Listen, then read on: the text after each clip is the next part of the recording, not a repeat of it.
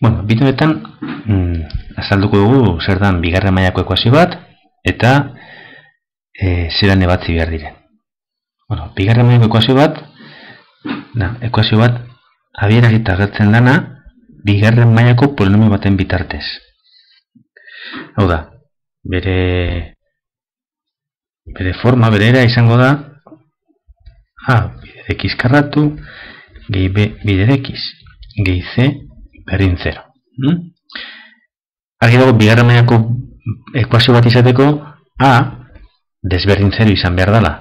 0 ipintzen badugu hor x karratu desagertuko zen eta esan geratuko bigarren mailako polinomio bat. Beraz, A beti izan behar da zenbaki bat 0 ez dana. Hori bai, B eta C aldira izan edo zein zenbaki. Vale? Bueno, segun nolakoak diren B eta C, bigarren mailako ekuazio hori ebazteko jarraitu bere izango dugu prozesu desberdin bat. Orduan, izango ditu hiru kasu. Lehenengo kasua. B 0 danian. B 0 danian ekuazioaren forma izango da A gehi C berdin 0. Honen modukoa. Vale? Bueno. Honen moduko ekuazioetan, hau da, X-a leku bakar baten agertzen bada, prozesua, ekuazio mota guztietan, izaten da bakantzea X-a. Orduan, X-a bakantzeko, bueno, adibide batekin nehingo dugu, adibidez. Bx kuadro ken sortzi berdin 0. X-a bakanduko dugu. Horretarako zeingo dugu. Alde bietan batu sortzi, minus sortzi desagertarazteko, beraz betzen da bx karratu, minus sortzi gehi sortzi desagertzen da, berdin sortzi. Orain, alde biak zati bi, x karratu, berdin sortzi biren hau da lau, eta orain, x berdin, x karratutik x-a kalkulatu nahi dugunean, beti plus minus erro zenbaki hori. Kasu honetan erro zehatza daukonez, plus minus bi. Vale? Errepikatzen dut, x bakar bat agertzen danean, bigarren mailako batean, x-a bakantzen saiatzen gara.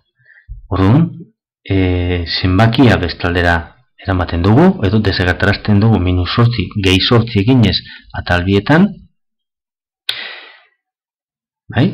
Gero, bi x karratu berdin sortzi bada, x karratu izango da sortziren erdia, hau da lau, eta orduan x izango da plus minus, lauren erroa hau da plus minus bi. Bigarren kasua, da C 0 bada. Vale?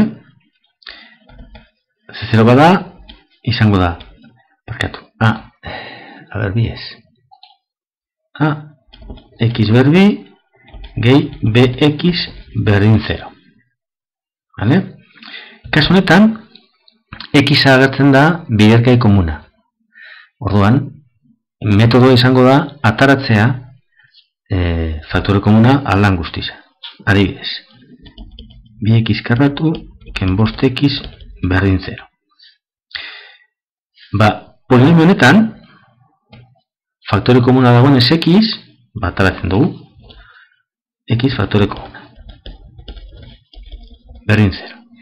Eta orain, geratzen den ekuazioa, da nik izaten dutena, edo etzen diotutzat ekuazio txoioa. Zehatxik, oso erreze bazten dalako. Zeintzu dira ekuazio mota horiek, ekuazio txoio horiek? Bueno, biderkaketa bat berdin 0 daukenak. Zehatxik da txoio? Azken finean ez dugu egin behar zer komplikaturik, hau da. Biderketa bat 0 izateko, biderkagairen bat 0 izan behar da, edo bi x-ken bost izango da 0, edo x izango da 0. Bi x-ken bost berdin 0 bada, horrek zen edau, bi x berdin bost izan behar da, hau da, x berdin bost erdi. Eta bestea zuzenean urten dau soluzioa, x berdin 0. Vale? Kosten duzez nahiko horrez egiten da. Hau da, geratzen dira lehenengo mailako bi ekuazio. Vale. Eta hirugarren kasua izango zen, ez izatea ez 0 ez B, ez C, hau da, gai guztiak agertzea. Hau da, bai A, bai B, eta bai C, desberdin 0 izatea, hirurak. Orduan, kasu honetan, geratzen da itxura honetan, eta hauek formularekin egiten dira. Zein da formula? Minus B, plus minus, erro, B karratu, ken lau bidera bider C, zati bi bidera. Vale? Bueno, formula hau zelan aplikatzen dugu. Bueno, imagina daukagula, 2x karratu, ken 5x, gehi bi. Vale? Zer geratuko da? Berdin 0. Vale? Bueno, zein da A? X karratuaz bidatzen dagoena, kausetan A, bida. Bai? Zein da B? Xaz bidatzen dagoena, hau da, B da, minus 5. Eta zein da C? Solte dagoena. Orduan, datu hiru hauek formulan sartuta atartzen dira soluzioak.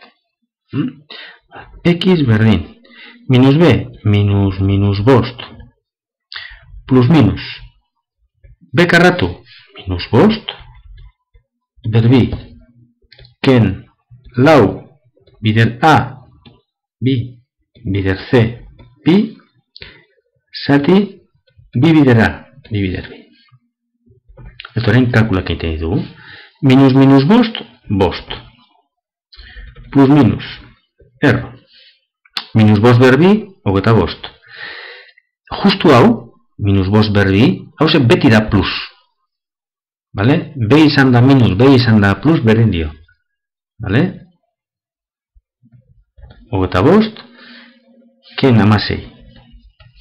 Zati lau. Vale? Berdin, eta hemen goian nengo ditute soluzioak, X izango da, 5 plus minus 25, ken 16, bederatzi. Erroa, 3. Zati lau. Orduan daukagu.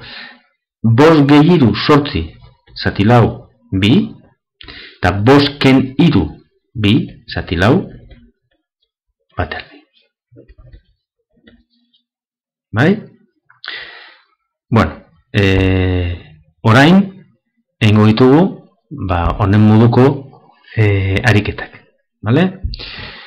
Hori bai, batzutan, gehienetan izango da, edo azteketetan agertuko dira zen ekuazioetan, hiru hauek izango dira prozesu baten azkenengo pausuan geratzen dana. Hau da, ekuazioak ez dira agertuko 2x karratu ken 8x gehi lau berdin 0. Holan ja eginda, baizik eta problemen arteko eraiketak egin ondoren eta mugimenduak egin ondoren ekuazio batean amaieran geratuko da honen moduko bat. Eta izango da, ariketaren amaiera. Hasieran praktikatuko ditugu zuzenean egiten hauek. Vale? Eta gero, hasiko dira agertzen, eraketen bitartez, ona ailegatzeko ekuazioak. Vale?